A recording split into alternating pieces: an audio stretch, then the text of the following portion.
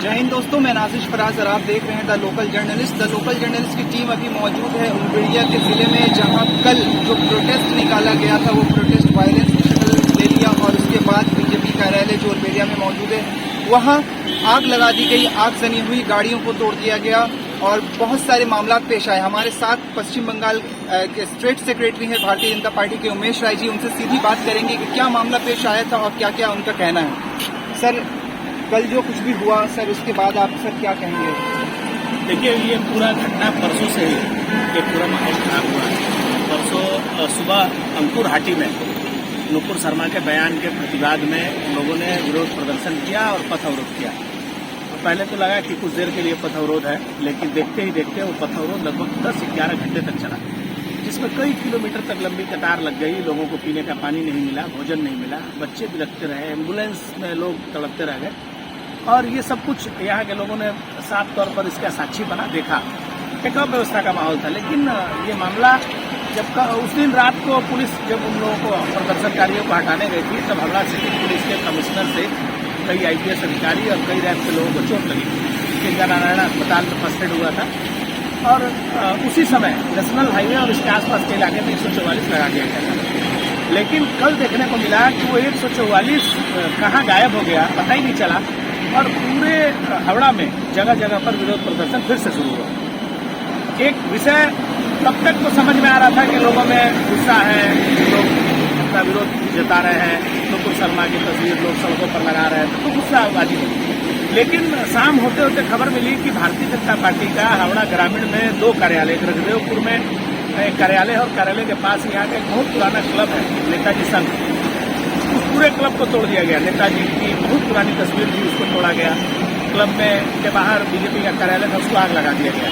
ठीक उसके थोड़ा सा बाद हावड़ा ग्रामीण उमरिया जिला का भाजपा का कार्यालय है मनसा तला में, वो उस पूरे कार्यालय को एक एक चीज उसकी तोड़ी गई है। बड़ा सा गेट का तोड़ दिया गया, कई 4 व्हीलर गाड़ियां और 14 मोटरसाइकिलों को ध्वस्त कर दिया गया, चला के राख कर दिया गया। पूरा कार्यालय 10-10 करोड़ रुपए की संपत्ति का नुकसान हुआ।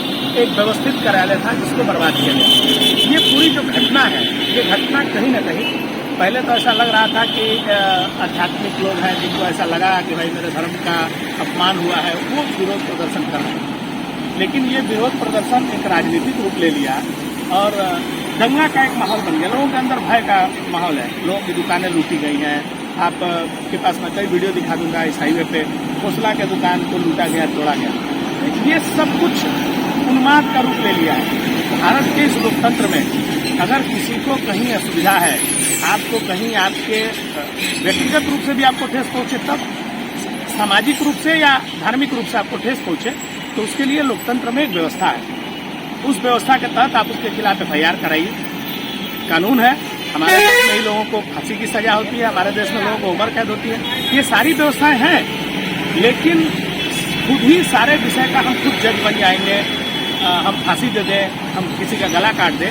ये भारत में ऐसा ना कानून है ना ऐसी व्यवस्था है। तो मुझे ऐसा लगता है कि ये पूरे प्रोटेस्ट के पीछे कुछ ऐसे लोग हैं जो भारत में शांति कायम नहीं करने देना चाहते हैं। ये उन लोगों का ये करामात है जो सामने जो सीधे साधे लोग हैं उनको रख के उनके पीछे से ये पूरा माहौल खराब करने का काम किया गया। जिस तरीके से पूरे हावड़ा में एक भय का माहौल है, आप देखिए ना, पूरे देश में हावड़ा की एक गलत तस्वीर पेश की गई।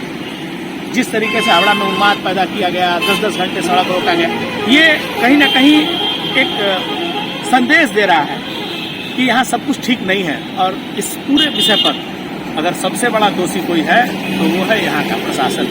प्रशासन अगर मुस्तैद होता तो जो लोग प्रदर्शन कर रहे थे उनको समझा बुझाकर सड़क से हटाया जा सकता था।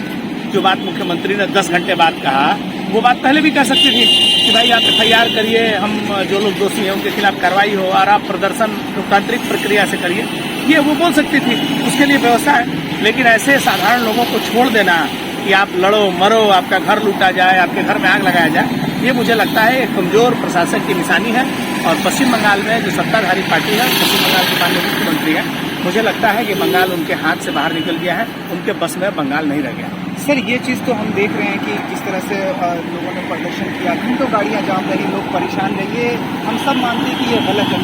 लोकतांत्रिक तरीके से प्रदर्शन होना चाहिए। लेकिन सर, एक अहम सवाल है, नुपुर शर्मा ने जो बयान दिया, आपको क्या लगता है उनका बयान सही देखिए, इस पर मेरे पार्टी के सर्वोच्च अधिकारी ने, भारतीय जनता पार्टी के जो राष्ट्रीय अध्यक्ष हैं, जब उनको इस विषय की जानकारी मिली तो उन्होंने तत्काल प्रभाव से नुपुर शर्मा को 6 साल के लिए सस्पेंड किया। ये अपने आप में भारतीय जनता पार्टी के लिए एक नजीर विहीन कदम है।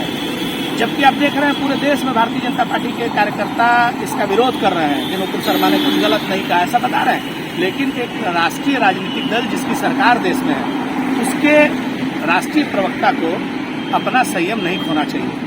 उन्होंने जो कुछ भी कहा है, पार्टी ने उसको संज्ञान में लेते हुए तुरंत उनको सस्पेंड किया। और आपके यहाँ पूरे देश में पूरी व्यवस्था खुली है, FIR होगा, उनके नाम से करिए, जांच करा लीजिए, अगर वो दोषी पाए जाते हैं उनके खिलाफ कार्रवाई होगा। लेकिन ये कौन सा तरीका है कि आप सड़क पर उतर कर आग लगाइए, लोगों के घरों को जला दीजिए, बीजेपी का कार्यालय जला दीजिए। ये तो एक अराजकता का माहौल तैयार हुआ। अब मान लीजिए एक्शन का रिएक्शन हो, जहां भारतीय जनता पार्टी मजबूत है वहां पर वो अगर उनका रिएक्शन करे तो इससे तो समाज खत्म हो जाएगा ना। इस देश में तो कोई व्यवस्था ही नहीं रह जाएगी, सब कुछ खत्म हो जाएगा। कल मुझे अच्छा लगा कि कल देर रात कलकत्ता उच्च न्यायालय ने संज्ञान लेते हुए एक जनहित याचिका एक्सेप्ट किया है। जिस जनहित याचिका को खुद यहाँ के जो मुख्य विचारपति हैं उन्होंने उसको एक्सेप्ट किया और आज उसकी शायद मेरे ख्याल से सुनवाई भी होगी। और स्वाभाविक रूप से इस तरह का दंगा फैलाने वाले लोग जो अराजकता फैला रहे हैं उनके खिलाफ सरकार को कठोर कदम उठाना पड़ेगा, ऐसा मुझे लगता है।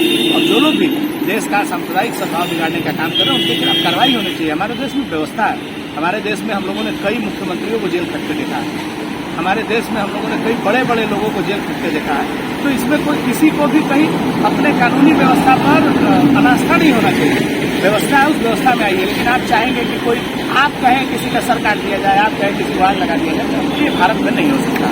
सर, आर्टिकल 19 में फ्रीडम ऑफ स्पीच की बात कही जाती है। तो नुपुर शर्मा ने भी बाद में कहा कि हमें फ्रीडम ऑफ एक्सप्रेशन और फ्रीडम ऑफ स्पीच मिले हैं, लेकिन वहीं आर्टिकल 19 के क्लॉज में यही लिखा है अगर कोई ऐसी बात जिससे देश का माहौल खराब हो, शहर का माहौल खराब हो, तो आप ऐसी बात को ना कहें, उससे गुरेज करें। उसके बाद जो देश में माहौल बन गया उनके स्टेटमेंट के बाद, तो आप कहीं ना कहीं ये मानते हैं कि सर जो लोग वायलेंस कर रहे हैं या प्रोटेस्ट कर रहे हैं वो गलत है। लेकिन नुपुर शर्मा ने जो कहा उसकी वजह से देश में ये हालात का लगा हुआ है। देखिए, मैं आपके इस चैनल से कि देश में एक माहौल बिगड़ा हुआ है, मैं इस डिबेट पर नहीं जाना चाहता। लेकिन आपको मैं एक बात जरूर कहूँगा कि देश में कानून बनाया गया है, अगर कोई उस कानून का उल्लंघन करता है, अपने अधिकार से बाहर निकल के काम करता है, तो उसके लिए तो व्यवस्था है।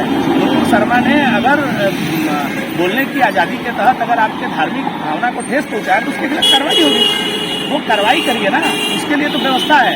समाज में पढ़े लिखे लोग हैं, लोग एक तरफ बोलते हैं कि मैं भारत के संविधान कानून को मानता हूँ, लेकिन आप भारत के संविधान कानून को मानते हुए भारत में चाहेंगे कि किसी आदमी को आप सामाजिक रूप से आप उसको फैसला सुना देंगे और उसको सजा दे देंगे, ये नहीं, उचित नहीं है। उन्होंने जो बोला है वो गलत है तो उनको सजा मिलेगी। सर, उनको अब तक अरेस्ट क्यों नहीं किया? अरे मैंने क्या कहा आपको, अगर उन्होंने विवादास्पद बात कही है, अब मामला करेंगे तब अरेस्ट किया जाएगा। मान लीजिए आप किसी के खिलाफ केस कर दिए और उसमें तथ्य नहीं पाया जाए, उन्होंने जो बात कहा है लाइव डिबेट में कहा, मैं बता रहा हूँ, उन्होंने जो बात कहा है उसी बात को आपके कई धर्म गुरुओं ने भी कहा है। उन्होंने जिन विषयों को उठाया है, वो जो विषय है उसको वो एग्रेसिव होकर बोली है, वो टोंटिंग करके बोली है। लेकिन जिन विषयों को उन्होंने उठाया है, ये सारे जो विषय हैं, ये कहीं ना कहीं आपके धर्म गुरु भी उस बात को स्वीकार करते हैं, उसको कहीं अस्वीकार करने वाली बातें नहीं है। लेकिन उनका जो बोलने का तरीका था, जो टोंटिंग था, उस विषय को लोगों ने गलत तरीके से लिया। स्वाभाविक रूप से उनके खिलाफ मामला भी हुआ है और उचित जो भी होगा व्यवस्था, आप मुझे बताइए। हर जगह भारतीय जनता पार्टी की सरकार नहीं है ना। बीजेपी के तो सचिंदर पाल मगा को अरेस्ट किया गया था, बीजेपी के नेता अरेस्ट नहीं होता है। ऐसा तो है नहीं कि भारतीय जनता पार्टी का जब से सरकार बना देश में कानून व्यवस्था बदल गया है। तो कोई अगर गलत किया है तो उसके खिलाफ कार्रवाई निश्चित तौर पर होगी, लेकिन जबरन आप किसी को गलत भी साबित नहीं कर सकते। सर, आखिरी सवाल आपसे करना चाहूँगा, जो भी उन्होंने बातें करी वो लाइव टीवी पे आई और ये वायरल हो चुका है, धार्मिक जो आप कह सकते हैं आस्था को ठेस पहुंची है। इसके बाद क्या बीजेपी सरकार सिर्फ सस्पेंड करने पे खत्म कर देती है या फिर अरेस्ट का भी मामला आएगा? सर, ये आपने जनता जानना चाहिए। आपको दो चीजें समझना, भारतीय जनता पार्टी का काम न्याय देने का नहीं है। भारतीय जनता पार्टी एक राजनीतिक दल है। भारतीय जनता पार्टी को लगा कि उनके बयान से लोग आहत हुए हैं तो तुरंत भारतीय जनता पार्टी ने उन्हें 6 साल के लिए सस्पेंड किया। भारतीय जनता पार्टी को सजा देने का अधिकार नहीं है। सजा देने की जो व्यवस्था है वो न्यायिक व्यवस्था है। उस न्यायिक व्यवस्था में उनके खिलाफ जो भी होगा, मैं तो बार बार कह रहा हूँ, अगर वो दोषी होंगे तो उनको सजा मिलेगा, अगर वो दोषी नहीं होंगे तो उनका कुछ नहीं होगा। ये पूरा जांच का विषय है और ये जो तथ्य है, मैं तो चाहता हूं कि ये जिस विषय पर इतना हो हल्ला हुआ है, इस विषय पर सामाजिक चर्चा हो जाना चाहिए, एक और डिबेट होना चाहिए और उस डिबेट पर चर्चा होना चाहिए कि जो उन्होंने बात कहा है वो सही है, गलत है, कौन दोषी है, कौन से लोग हैं जो इस तरह के धार्मिक विषयों को ट्विस्ट करके समाज में पेश करते हैं। ये सारे विषय चर्चा का विषय है और इस पर चर्चा होनी चाहिए। जो दोषी है उसके खिलाफ कार्रवाई होना चाहिए, लेकिन किसी भी व्यक्ति को आज भारत के इस लोकतांत्रिक व्यवस्था में स्वयं जज बनकर किसी को सजा देने का कोई अधिकार नहीं। बहुत बहुत शुक्रिया हमारे साथ बात करने के लिए सर।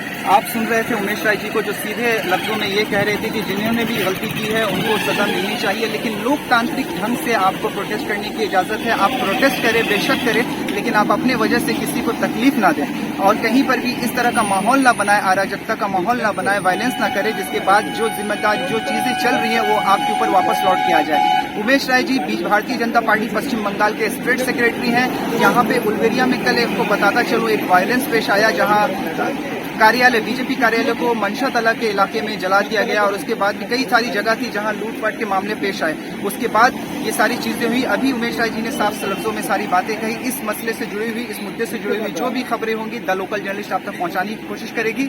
फिलहाल के लिए द लोकल जर्नलिस्ट की टीम को दे इजाजत। कैमरामैन शान अली के साथ दूल्हागढ़ से मैं Nazish Faraz, the local journalist के लिए धन्यवाद। अब मोबाइल एक्सेसरीज को लेकर नहीं होगी कोई भी ट्रबल, क्योंकि UNI की हर प्रोडक्ट है बिल्कुल अफोर्डेबल। खरीदिए मोबाइल फोन कवर्स, नेक बैंड्स, ब्लूटूथ स्पीकर्स, चार्जर्स और पावर बैंक जैसी ढेर सारी एक्सेसरीज सिर्फ और सिर्फ UNI की। UNI, born to win, India की ब्रांड, इंडिया के लिए। रोज आते हैं आपके मन में नए नए क्रिएटिव ख्याल। जनरेशन के साथ आप भी चल रहे हैं बहुत ही तेज, पर आपका कंप्यूटर या लैपटॉप उतना स्मार्ट या उतना तेज नहीं। So please upgrade your computer and visit Aki Computers, जहां मिलता है आपको second hand laptops in very budget friendly price, जो साथ ही नहीं आपके काम भी बहुत आए। Skin glows in two ways: A, using filters, or B, water. Bahamas. Feel the freshness of water all over again.